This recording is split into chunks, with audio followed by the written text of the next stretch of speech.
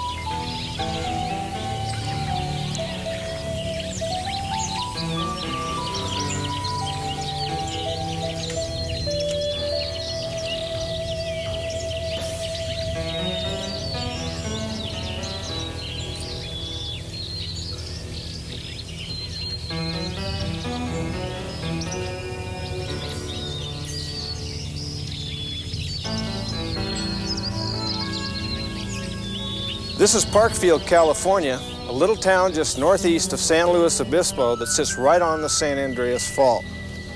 This is a location of the first official scientifically predicted earthquake, which is expected to be a magnitude 6 that will occur before the end of the year 1993. The people that live here are not planning to leave because they know it's coming and they are prepared. Just as they're prepared in Parkfield, you should be prepared here. The Great Quake. Many of us have been hearing all our lives that the big one is coming, the big one is coming. But what we're going to talk about today and help you understand is that we want to dispel a lot of unfounded fears and myths. I want you to know that this earthquake is very, very survivable, as long as you know what to do during and after the quake. I happen to be standing on the San Andreas Fault right now, and we hope it doesn't go while we're here.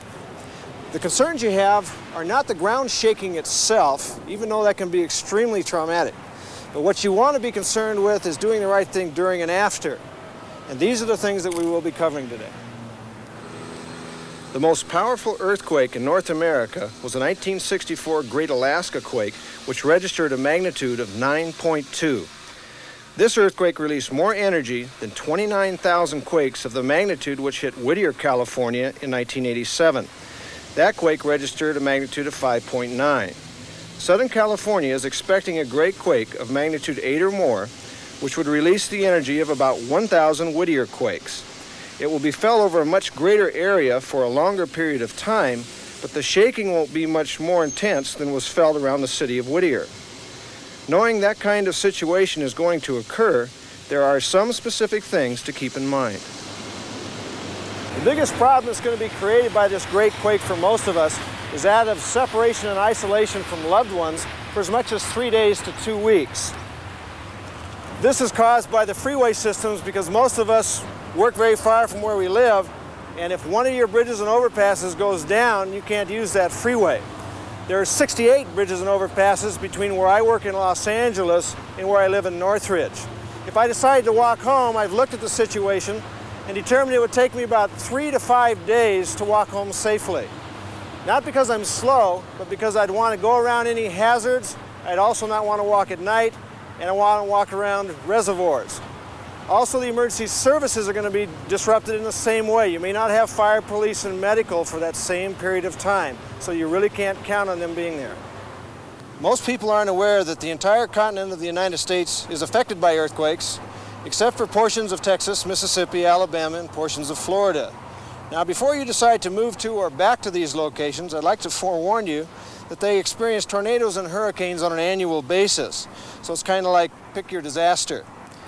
Here in California is the highest earthquake risk or seismic risk in the nation. On this side of the San Andreas, we have the North American plate, and on the other side over here, we have the Pacific plate. And the San Andreas is the dividing line of those two plates.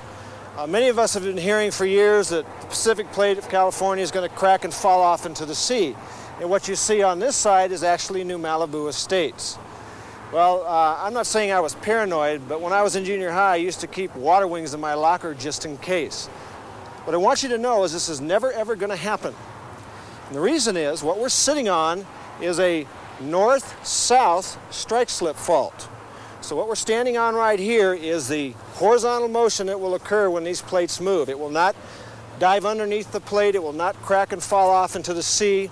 It will actually bring the Los Angeles area a little bit closer to San Francisco. This little fault line here is the Newport-Inglewood Fault. This earthquake fault is of more concern to the greater Los Angeles area because it runs up from Newport, Long Beach area through Compton, Culver City, and disappears underneath Westwood and Beverly Hills. If this particular fault produces a magnitude 6.5 on the Richter scale, it will create more destructive energy in the Los Angeles basin than an 8.3 on the San Andreas Fault. According to a recent U.S. Geological Survey report, the southern San Andreas, which includes the Mojave and Coachella Valley segments, has a 60% probability of producing a magnitude 7.5 to 8 earthquake within the next 30 years. If the earthquake is of magnitude 8 or greater, it could trigger what's known as a multiple epicenter event, or more than one earthquake. If this happens, the ground could shake for as much as 1 to 5 minutes. As stressful as this might seem, it is still very survivable, provided you're prepared. What I would like you to do is get ready as though the big one will happen before the end of this year. That way, if you're prepared, and it doesn't happen in the next few years, who cares? The last time this segment of the San Andreas moved was during the Great Fort Tejon quake in 1857. The San Andreas moves on the average of 131 years, and it's been 132 years since we've had an earthquake on this fault. When that earthquake did occur, it moved the ground here an average to 30 to 50 feet at one time. The first thing you'll feel in an earthquake is what they call P waves. And this is where you get a shock wave moving through the ground, a vibration or a strong, violent shake. The next thing that will come through are the S waves. And the S waves actually roll through the ground at various angles. They may go up and down, they may go sideways. You can also get tremendous vertical motion, horizontal, and the ground can actually rotate in various directions, and sometimes all at the same time. Damage caused by the Great Quake is going to be very spotty. It's kind of like the way a tornado jumps around. It's not like the movie Earthquake, where we see the entire city of Los Angeles being leveled. The high-rise buildings you see behind me are steel reinforced glass high-rise buildings that move tremendously in earthquakes back and forth, but lose very little glass or marble. A lot of people think that high-rise buildings just sit there and go like this. Well, if they did that, there'd be nobody on the top floor either before or after the earthquake. But what actually happens is the base moves first and the building tries to catch up. And the more violent the earthquake, the more the building just sits there in shimmies, rather than a slow roller that can really get them moving back and forth. There are two types of homes you should be aware of that are affected by earthquakes. Those that are built before 1940 and those that are built after. This home here was built before 1940 and it was not required to be bolted to its foundation. In the Whittier earthquake, 120 of these homes were actually slid off their foundation, and some of them were a total loss. These types can be reinforced and the foundation's tied down. It's kind of expensive, but it can be done. This house here next door was built after the earthquake, or rebuilt, and it has been built up to the new standards. It is bolted to the foundation and the walls have been reinforced to minimize the damage. Wood frame stucco apartment houses and condominiums do very well in earthquakes. The ones you see behind me are a good example of the type I'm talking about. They will move tremendously back and forth, but after the earthquake's over, you've got to be very cautious in your evacuation. Anything that's overhanging a door could potentially be shaken loose and drop after the earthquake occurs. Another type of building that is a great concern is an unreinforced brick apartment house like you see here. These will stand after an earthquake because of the wood frame structure inside, but what happens is that the walls tend to fall away, and a lot of people in past earthquakes have been injured and killed as a result of these bricks coming off as they're running outside. So what you want to do is go to inside walls and stay there to the interior of the building till the earthquake is over, and then you go ahead and evacuate with caution. If you live in a mobile home park, remember, mobile homes are mobile. During the earthquake, they can start bouncing around unless they're tied down and secured. If you're in a mobile home, ride it out, protect yourself as best you can. If you're in bed, to stay there. After the shaking's over, remember, things will be all over. Put on your shoes, evacuate with caution. Once you get outside, stay clear of the mobile homes and trailers. They may bounce around in aftershocks, and if you can, shut off the utilities, then at that time, do so. I'm here in Alaska, where in 1964, March 27th at 5:36 p.m., the Great Alaskan Earthquake began. This earthquake originally was considered to be a magnitude 8.4 to 8.7, which has since been reevaluated and was considered a magnitude 9.2. There were a total of 115 fatalities from this earthquake, which were from here in Alaska all the way to California. There were 11 who died in Crescent City and 4 who died in Oregon. But here in Anchorage, the total fatality was only 9. Amazingly small for this giant quake that hit this area. The duration of shaking of this earthquake has been determined to be 4 minutes and 25 seconds to 7 full minutes. Some areas it shook even longer. Now you can imagine shaking continually going on and on. I talked to a woman who was here in Anchorage in 1964, and she lived in this community called Turnagain Heights, which is just behind me, off to the left there. This portion of the city actually began to sink down and walk towards the sea. Over 200 homes ultimately were lost in this area, and her home was in this area. But she said when the earthquake started, she said it was terrifying. Everything was falling off the shelves, and things were moving, and her husband and her were struggling to get to the window to see what was happening. And as the ground continued to shake, they kept looking at their watches, you know, when's it going to stop? When's it going to stop? 4 minutes, 5 minutes went by. She said after 7 minutes, her husband and her looked at each other and said it's never going to stop. And she said we went from complete terror to actually completely bored. And they went back and sat down on their sofa and just kind of rode it out for the final few minutes. The thing to remember is that the people who went through this massive quake, which was North America's worst ever, survived it. And that's an important lesson for us. This is 4th Street in downtown Anchorage. This is a location during the '64 earthquake where the ground settled down about 18 to 20 feet. The thing you got to remember is that earthquake took 7 minutes to shake this area, and it was that long for the area to settle down.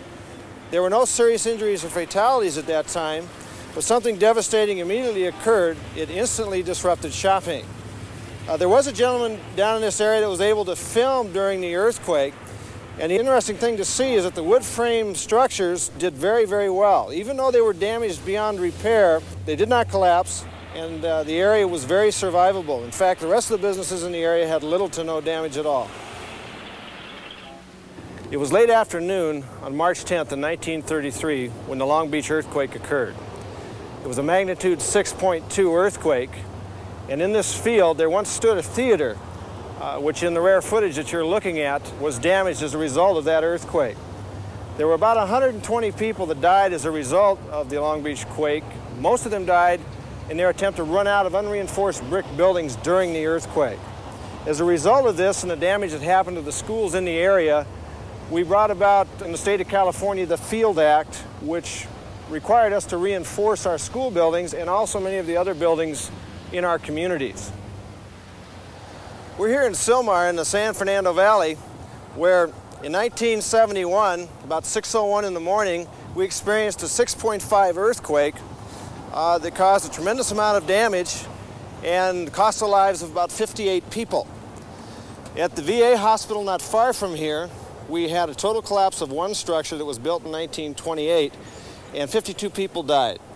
Here at the Oliveview Medical Center, they had tremendous damage. 3 people died at this facility. 2 were on life support systems when the power system failed. And one was an ambulance attendant who was running outside during the earthquake and was killed when he was crushed under the parking structure. When the earthquake hit here at Oliveview, to help you understand what the people here went through, the mountains in the background were driven up 3 to 7 feet. The power began to fail, things were shaking, a tremendous noise, and immediately panic hits everybody. A phenomenon called feet don't fail me now enters in, and the first concern people have is to run out of the building. A lot of the staff left the facility at this time to get outside and then realize after the shaking had stopped that the patients were still stuck inside the building. In looking at the structure, they realized that it was leaning and were afraid that it may collapse, and so wisely they stayed outside until the fire department could come and give the okay for evacuation. What we need to understand is that these earthquakes are very personal and they are very traumatizing, and we have to be ready to accept what we do, try to do the best we can, and then recover as quickly as possible. We have over 3 million people that live in the city of Los Angeles and over 7 million that live in the county of Los Angeles. And one of the problems that's going to be created after a great quake is you could have areas that don't have supplies available to them for extended periods of time. I mean, think about it. We're a service society. You go to your grocery store to get the items, you're either trucked in or flown in and then trucked to these locations. The road system will be disrupted in some areas. It may be very difficult to get supplies in. LAX is considered to be a location eventually where they will bring in supplies. If the Great Quake hits, they feel LA International should do pretty well. If the Newport Inglewood goes, then they figure at least they could use it as a heliport if the runways were broken up. The other concern that they have, and this is a major economic concern, is the LA harbor. If the harbor is severely hit, if portions of it are raised up, it will stop the flow of goods into that area for an extended period of time. Right now, LA Harbor is one of the busiest economic ports in the United States today. Billions of dollars go in and out of there daily. That immediately will quit. At this time, the other consideration is, what about the banking? We are an electronic banking society now, and what we do is do all of our banking with computers, and we also have those little plastic cards where you go up to the machine and say, hello, give me bucks. Well, those will quit working right away. The banking industry has indicated that the outlying banks may not function for 7 weeks or more. Now think about that. What do you do without money? It's going to be cash and carry right after the earthquake. And businesses are a concern as well. The federal government has promised that they are going to fly in plane loads of money as soon as they can. We were disappointed to learn they're not going to drop it from the planes, but what they're going to do is go into airports that are still functioning and then fly it into locations like large stadium areas, high school and college football stadiums with military escort, and set up makeshift banks where you could go and actually show your bank account and receive money. How many of you have been told that after the Great Quake, the Red Cross is going to be here with donuts and coffee? Well, the reality of it is, in a Great Quake, it takes several days before the Red Cross can really get set up. And if you think about it, we are the Red Cross, those of us who volunteer. Because of this problem, you should consider that you're going to be camping out for several days, taking care of your own needs. In Whittier area, a lot of people did this in the local parks and also in their backyards and front yards. In the Los Angeles area, we have 42 identified surface faults, and in this area, I know a lot of you are probably concerned about where do you live. Well, I happen to be concerned about number 24. That's the Northridge Hills Fault. And this is my home. Right underneath me is where, as near as I can figure, the Northridge Hills Fault lies. And as you look at my garage, you can see that the side of it's towed out a little bit. And if you look over here, I'll open up the garage door, you can actually see a crack, which originally started out to be 1/8 of an inch wide about 17 years ago, and it's gradually getting larger and larger. What's happening is that this portion of my garage is kind of sliding off to the side. If this particular fault moved, I'm not concerned that it would level my home. Obviously there'd be a lot of damage, but what I've done is severed my emotional ties to my home. How many of you have your beds underneath your windows so that you can lay there at night and look at the stars? You might want to consider moving your bed away from your window, and at night what you can do is close your curtains and your mini blinds so that if the earthquake occurs and breaks the glass would actually be stopped by those things and drop straight down. If you have mirrors on dressers, you need to secure those so they don't fall over. I happen to have a mirror on the wall here, and what I've done is with double stick tape attached it to the wall so that it will hold it there even if it should break. If you have mirrors on your ceilings, I don't know what to tell you. If you're in bed when the earthquake strikes, what you should do is stay in bed, cover up with your blankets and pillows, ride out the earthquake right there. Don't try to get underneath your bed. Many of your beds are too low to the ground. But when the earthquake stops moving, then what you do is you get your flashlight, turn it on, find your shoes, which you want to put on before you start walking through the house. Remember, in many areas of the homes there may be a lot of glass.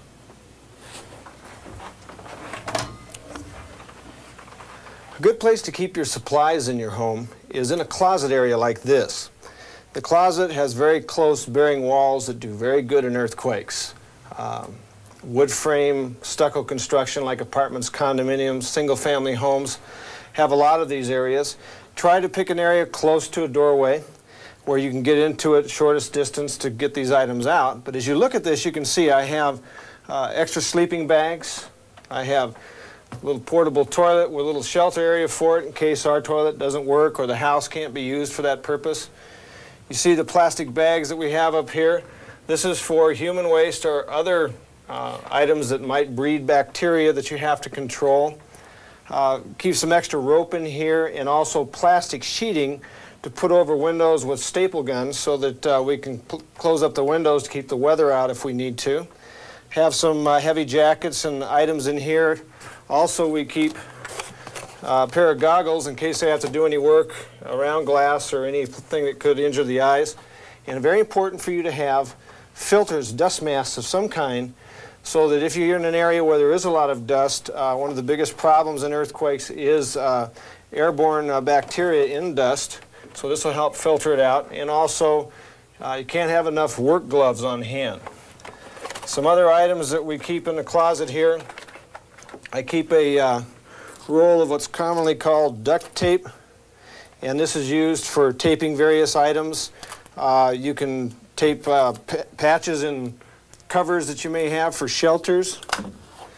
Down here on the floor you can see we have our little family evacuation pack. So a little emergency pack. There's enough food and medical supplies and cooking utensils and everything in here for my family of 4 for 3 to 5 days. We keep in here Boy Scout field and handbook, very good for giving you ideas on setting up shelters or whatever you need to do. We keep a little ditty bag with some money on hand so that if we don't have any cash after the earthquake, you figure everything's going to be cash and carry. We also keep in here, and this is very important, that you keep some family pictures so that the family can look at these, especially when some of them may be separated. This really helps psychologically with your earthquake preparedness. And this is a handbook that deals with psychological first aid. These can be gotten a hold of from the Office of Emergency Services. Some of the fire services have these as well. Got some extra little flashlights. These have 10-year shelf life on the batteries, more gloves, and a standard and advanced first aid handbook from the Red Cross. Very good to have. Also in here, we have some other items. Baby wipes. These are food bars for our family. Cooking utensils. Batteries that store for 20 years that you just twist and activate them. First aid kits in here. There's 36 dehydrated meals.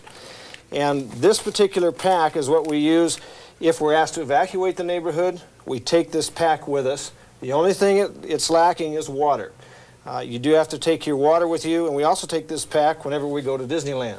Any place where we're on the road, might be traveling a long distance, you never know The earthquake could occur at that time, and it's good to have these items with you. As far as water supply, bottled water in the case. Bottling companies, Sparkletts, Arrowhead, any of the companies out there that bottle water are an excellent resource for water storage. The 1-gallon containers are good to have, some of at your home, so that if you're asked to evacuate the neighborhood and take your water with you, you can carry one of these in each hand. It's very simple to transport. I also have here in the closet 2 5-gallon water containers for staying here and using the water. These are fairly heavy, they're about 45 pounds in weight. I also have what they call a claw tool crowbar. This is in case I have to force entry into any of the rooms here because maybe the house will move and jam the doors, and this is something that you can use in the house. And this here is a Security Strong box that's fire resistant. You can get these in home improvement stores. They're fairly inexpensive. But what you want to do is keep your valuable papers in here just in case if you should have a fire that you can retrieve these afterwards, or you can simply grab this and take it with you if you had to evacuate. So these are just some items that you can keep on hand, and again, a closet's a very good place to keep them. Water companies indicate that we should plan on having water to sustain us for all our needs for at least 1 week period until they can restore services. The minimum storage for an individual is 2 gallons per person per day for that 1 week period. If you can get more, that's better. The bottled water we talked about is one way. You can also supplement that. If you have room to store, you can get large water barrels. You can look in the phone book under our earthquake supply companies. But these barrels are 55-gallon drums, and you just use regular tap water. You fill it up halfway, put an ounce of liquid chlorine bleach, fill it the rest of the way, and seal it off. It'll store like this for 6 months, and then you should change it out. But this barrel here is enough for 2 gallons per person per day for a family of 4 for 1 week. My family happen to have 2 of them. One of them's to share with my neighbors so that I can get some of the things I don't have from him. If you have a swimming pool like my neighbor does here, don't consider using this water for drinking. You can use pool water for bathing, sanitation, pouring down a toilet to make it work, but you shouldn't use it for drinking because not so much the threat of chlorine, but it's the accumulation of salts and acids. The accumulation of these chemicals in the water, prolonged drinking of pool water by the medical profession has indicated it can create serious kidney damage. So for that reason, you should consider it for those areas of sanitation, cleanliness, and also you could use it for firefighting. Regarding the foods that you want to store for an earthquake, try to stick with the foods you normally eat. Canned foods are good. They store for long periods of time. Many of them have expiration dates. When you go to use the canned foods, the rule of thumb is if it's swollen, don't eat it. If you open it and it smells bad, don't eat it. The priority in eating foods after an earthquake, when the power fails and the refrigerator quits working, you eat the refrigerated foods first, the perishables, the frozen foods second, and then the canned foods last. Remember, after the earthquake, many pharmacies may not be open, supplies may not be coming in right away, so you want to keep on hand at least a 3 to 14-day supply of prescription medications and also an extra pair of glasses. Earthquakes have a tendency at times to change the decor of our apartments and homes. They do this by shaking back and forth and dumping a lot of the things out of our cupboards that we keep. If you want to minimize or prevent this from happening, what you can do is put little, what they call baby latches or locks on your cupboards that have a tendency to catch those doors so that they won't open up. When they do this, it'll keep those items inside, but be very careful when you open up your cupboards again because a lot of these dishes may be leaning against them. Another thing to be concerned about if you're in the kitchen when the earthquake starts. As soon as it starts, get out of the kitchen as fast as you can. You can't cope with the refrigerator and all the items moving back and forth. Another area of concern during earthquakes are objects that sit on top of TVs, counters, and in businesses like typewriters and computers. They can be thrown off of these surfaces during earthquakes or slammed across a room, like an IBM typewriter was in Kalinga in 1983. 40 pounds, it went completely across the room, hitting the wall on the other side. A way to secure these items is simply by putting Velcro type products on the bottom of these items and onto the counters that they sit on. This happens to be a Quake Grip product put out by Velcro, and there may be other companies out there as well. But these are used to go underneath and between that gap where the feet hold the object off of these surfaces and holds them during the earthquake. You also should be concerned about hanging plants. During earthquakes, these tend to shake back and forth violently. And if they are ceramic pots with dirt in them, they can be lethal weapons. Plastic pots with silk or plastic plants in them might be a better way to go. How many of you are planning to get in a doorway when the earthquake strikes? A lot of us have been taught over the years to get in a doorway and brace ourselves and ride out the earthquake here. Recent information has shown that a lot of people have been injured in doorways, very violent motion back and forth, furniture moving back and forth that can hurt you, and also doors start slamming.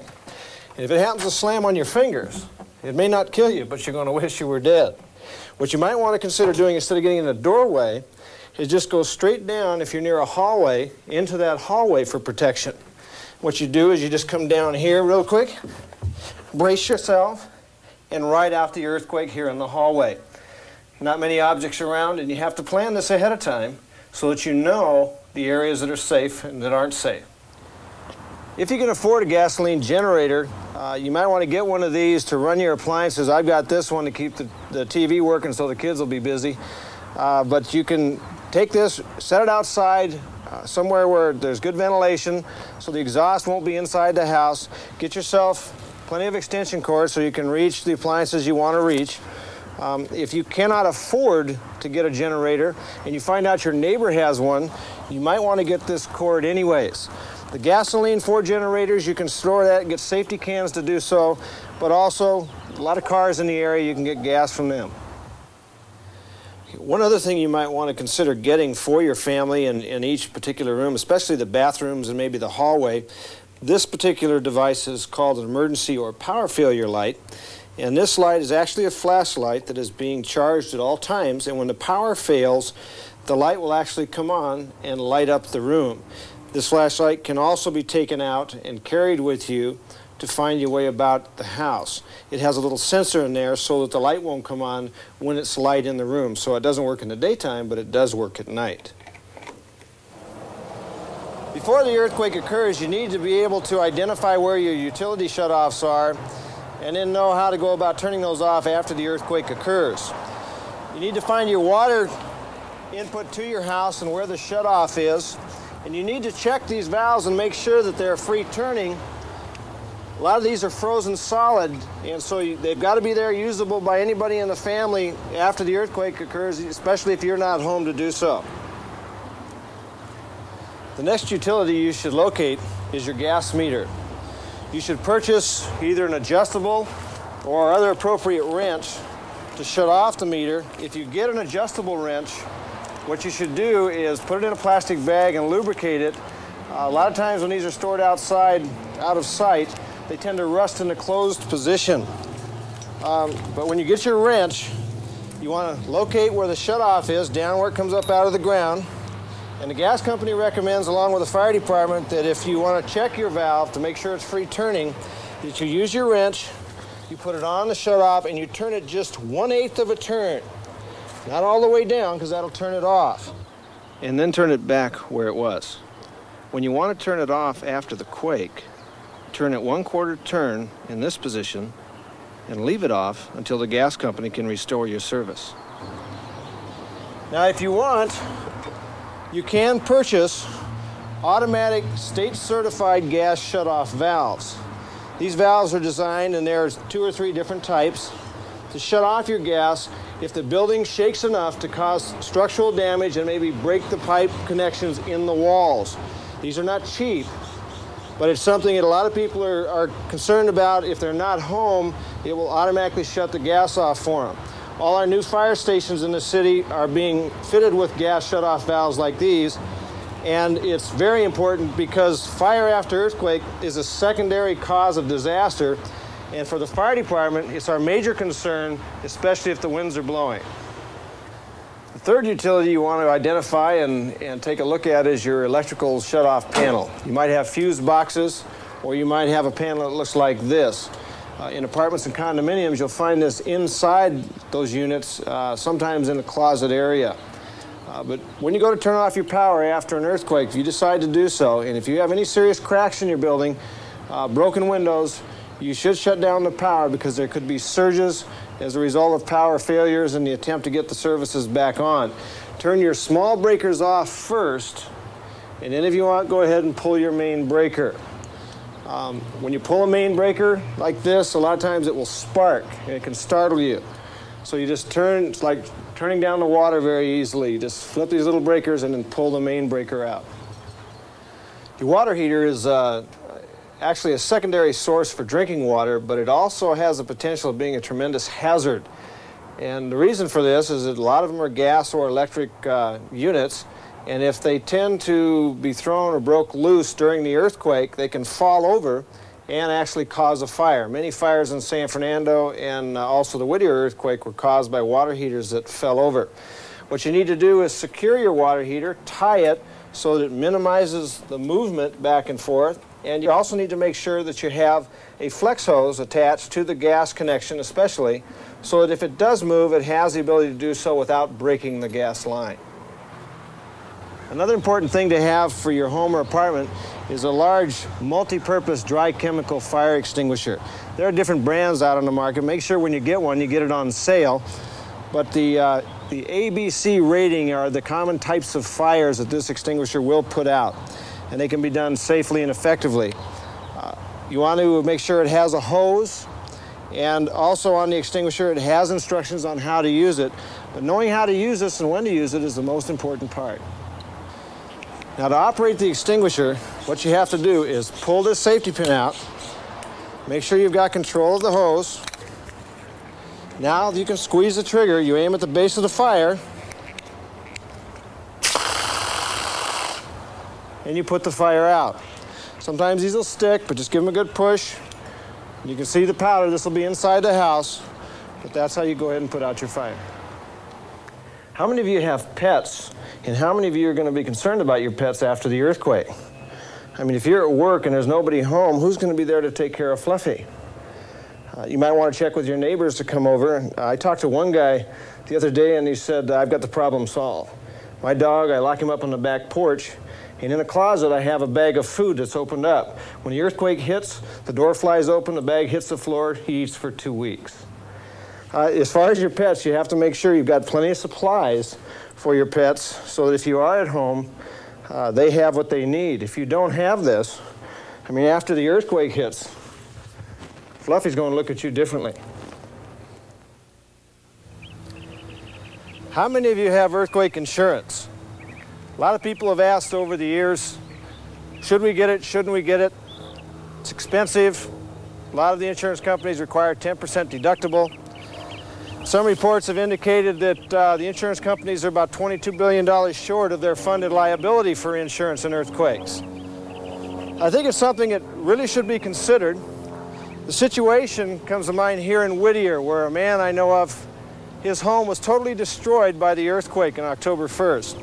Now, it didn't fall down, but it was pulled apart in several places to where it caused $148,000 worth of damage. The swimming pool was cracked. The place was a mess. He ended up having to pay $14,800 damage, and the insurance company picked up the rest. So as far as it being valuable it is, you do need to make sure your policies will cover what you want: fire, flood, fires due to outside force, a neighbor's house burning, also aftershocks. Check on that as well. But it's something that you really should consider if you want to rebuild in the area that you live. In the office where you work, or any place that you spend a lot of your time, take the time to evaluate the situation around you, see where there might be a safer area that you may choose to go to when an earthquake begins. A lot of times you have that time to do so. If you happen to be near windows, If your windows don't have the protective coating on them, these can be extremely dangerous. So you've got to consider either moving away from them and finding shelter during the quake in case they should break.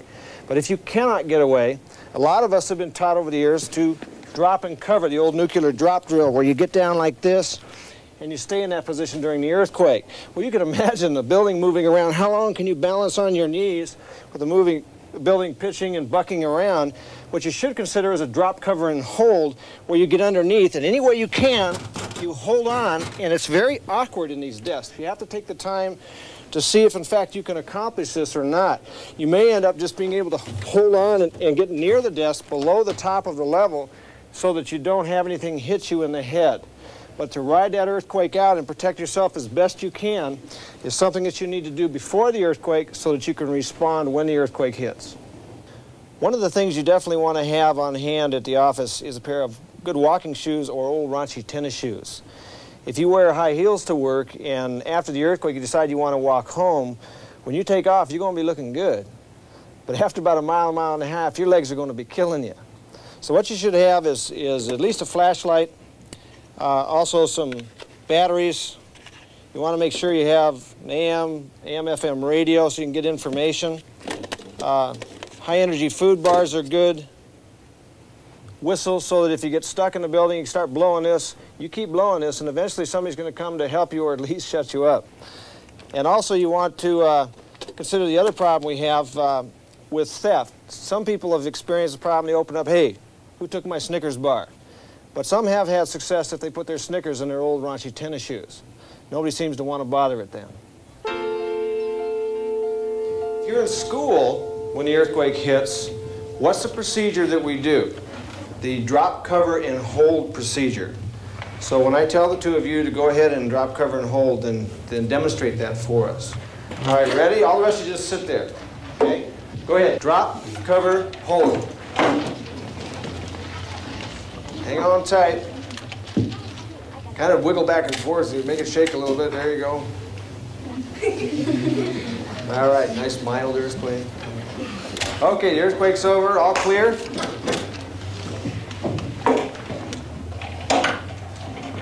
Very good. Okay, now, are we all ready to do this? Yes. Ready? Drop, cover, hold. All right, the ground's shaking back and forth. Hang on. The tables are moving. Can you feel them moving? Shake them, shake them. There you go. Keep it up. Very good, very good.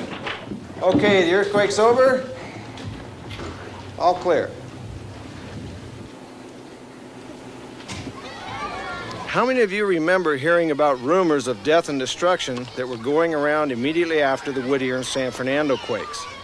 Well, many people, especially children, heard these rumors and believed they were true.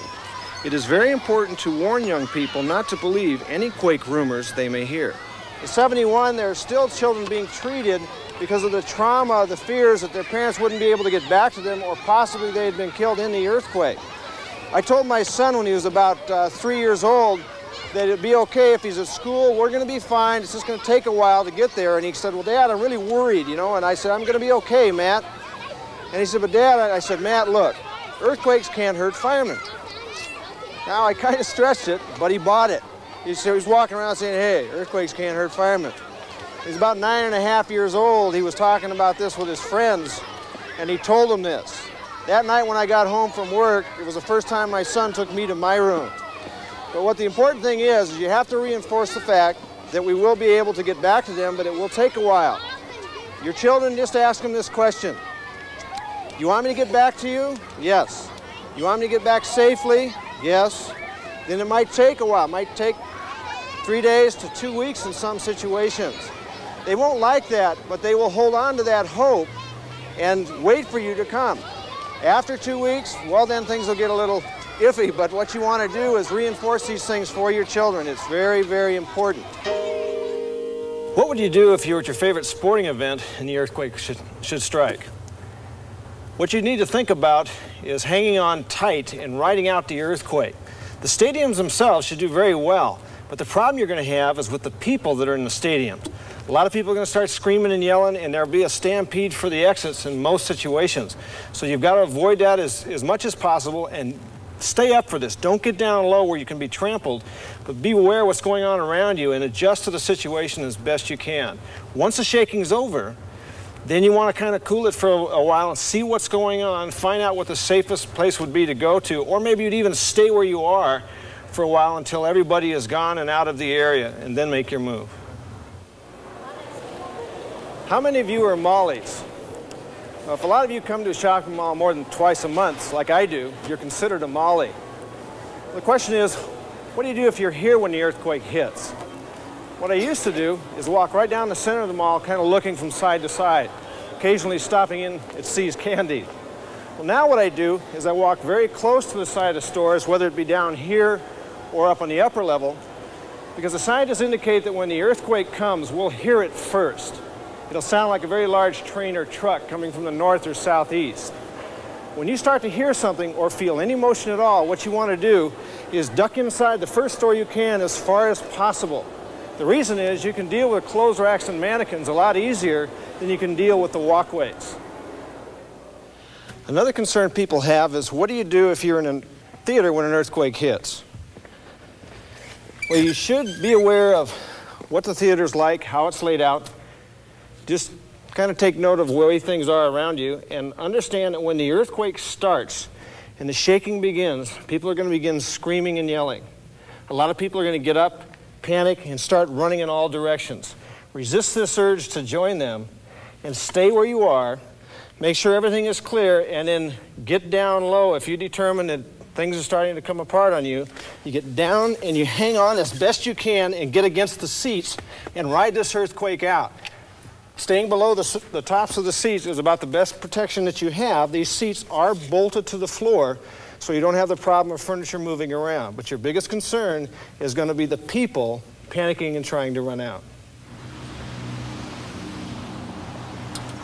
How many after the earthquake are going to want to make a phone call to find out how your loved ones are doing? One of the things you need to remember that when the earth shakes, a lot of the phone receivers are going to be knocked off the hook.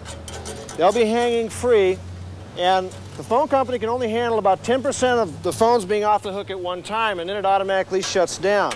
What you want to do is put phones back on the receiver as soon as you can. It's going to be exciting, and you may not be able to do that right away.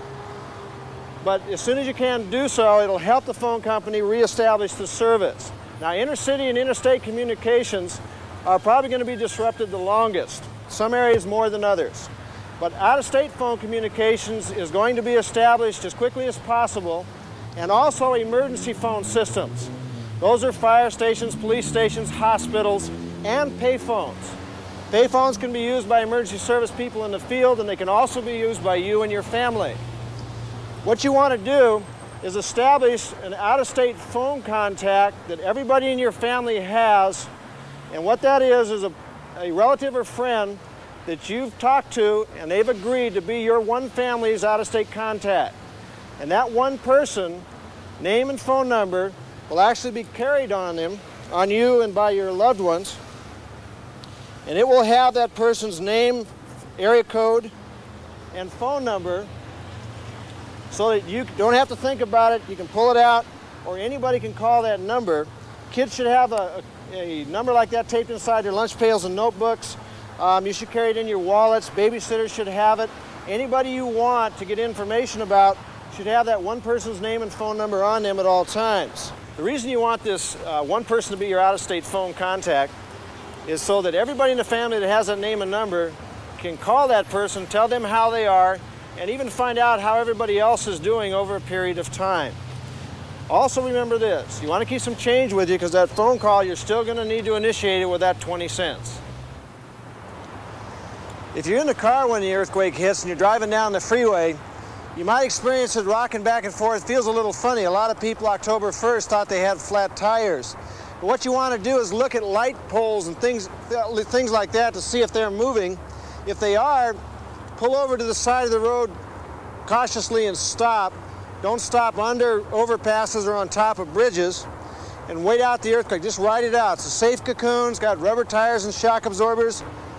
When the earthquake stops moving, don't get out and start looking around, because the aftershocks could cause vehicles to bounce together, and you could be seriously injured or crushed by another car next to you. So stay in there, listen to your radio, turn on one of the news stations, find out what's happened, get a good idea before you do anything. After sitting there a while, you'll find out whether or not you should proceed or if there's any problems with the freeways. If it's determined that this is where your car is going to sit for days or longer because the freeway overpass is down somewhere up the road and you can't get out of here, before you take off, take note of what you've got to do. You should leave a note in the car saying who you are, what your plans are, and give an address where your destination, where you're trying to get to. I would suggest not trying to go too far from here. When you get out of your vehicle, check around. You don't want to walk towards steep sloping hills because aftershocks could cause landslides, but you might want to try to get to an open area where you can stay for a while and just gradually work your way off the freeway depending on how you want to pursue that evacuation out of this particular situation. The other thing you should concern yourself with is getting supplies and keeping them on hand so that you can get them out. Preferably put them in some kind of a pack. Backpacks are great. Supplies that you can use, water, food. You want to make sure you have a pen, and you definitely want to make sure that you've got good local area maps. The area that you go to work in and also the area that you live in. This way you can write down danger areas, areas to avoid. But I would really hesitate leaving from your vehicle because it's such a great shelter. But if you need to, and you've got something like this, then you just go ahead, throw this on your back, and away you go. One of the main areas where we get impressions about earthquakes is in the media, movies, television. And where I am right now is on the newest attraction at Universal Studios Tour in Universal City. And we need to learn to be able to differentiate with ourselves and our children the difference between an attraction and an actual earthquake. If you and your children see this ride, you should all understand that the destruction depicted here has been exaggerated for its visual effect, but the length of the shaking is comparable to the real thing. When the ground begins to shake,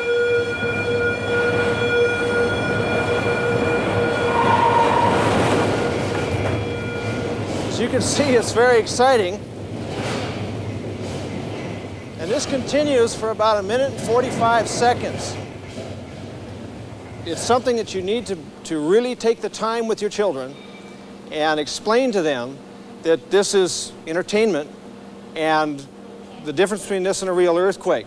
The 8.3 great quake that we are expecting here in California is very, very survivable. If you understand and have the opportunity to experience the motions, you'll have a defense mechanism that you can use. But be very careful with the small children. You need to help them understand this, and you may have to take a little bit more time with them. Some final thoughts. Don't forget to protect yourself during the earthquake and cover up if need be. Stanford Psychology Department was asked, what can a person do to deal with the psychological trauma of an earthquake? And this is what they suggested you do. When the earthquake starts, get down, brace yourself, get ready to ride out the earthquake, snap your fingers and command the earth to stop shaking. And they say do that for the duration of the earthquake. Just stop it, stop it.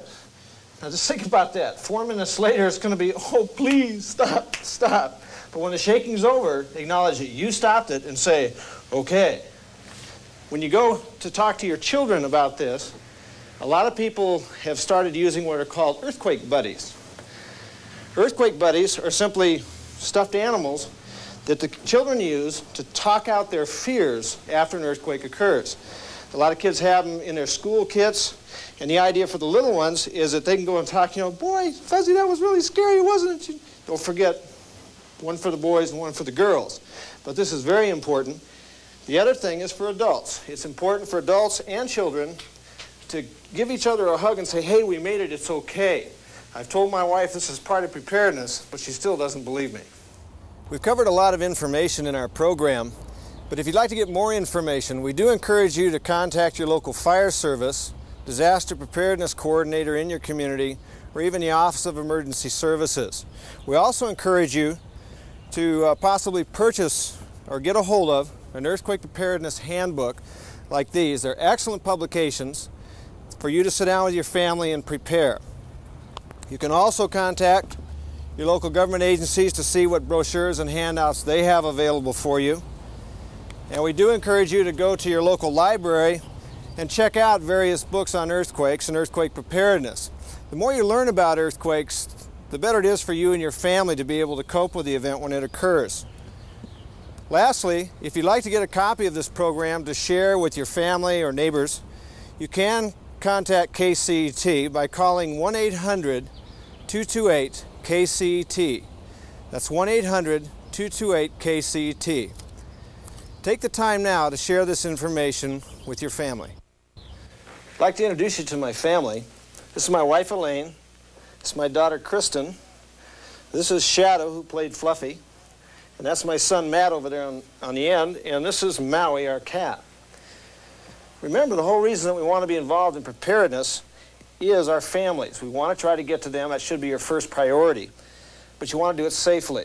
What I do is remind my family about once a week, if the earthquake should hit, what are we going to do? And the kids usually respond, okay, Dad, if we're at school, we'll stay there, we'll be cool. If you're at work, you'll be cool. And if Mom's at home, she'll be cool. They're into cool right now. But eventually, we're going to, through the out-of-state phone contact, be getting back together. I shared this information one time at a family function about earthquakes, and it took me about 3 hours. And when I got done, everybody said, hey, that's great, Henry. I haven't been invited back to a family function since. I don't think it's because they don't believe me, but every time they see me, I remind them of the earthquake and the fact that they've done nothing about it. One last thing I want to share with you is this. If you don't start doing something within the next 24 hours from the time you see this program, you're going to slip back into your old lifestyles, indifference, and when the earthquake hits, it's going to drive you crazy. You're going to know what you should have done and didn't to help you and your family. Just start the process. Sit down with your family and discuss earthquakes. The more they know, the better. Let them know what your plans are. Set up your out-of-state phone contact and start getting the water. We're going to survive this earthquake, I'm convinced, if we take the time to prepare now for it. I know a lot of you may not like the fact that I shared this with you, but aren't you glad I was honest? And if you really take this to heart, we're going to make it through this.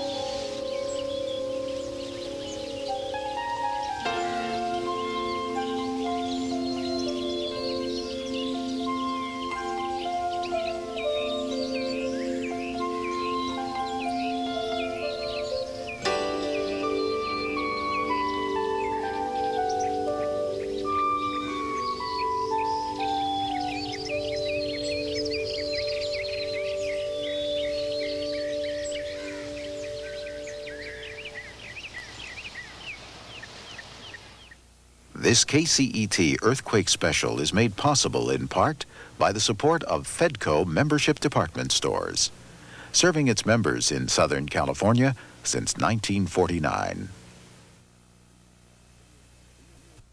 Are you ready for the big one? Let Henry Johnson of the LA Fire Department help you and your family prepare for the coming great quake.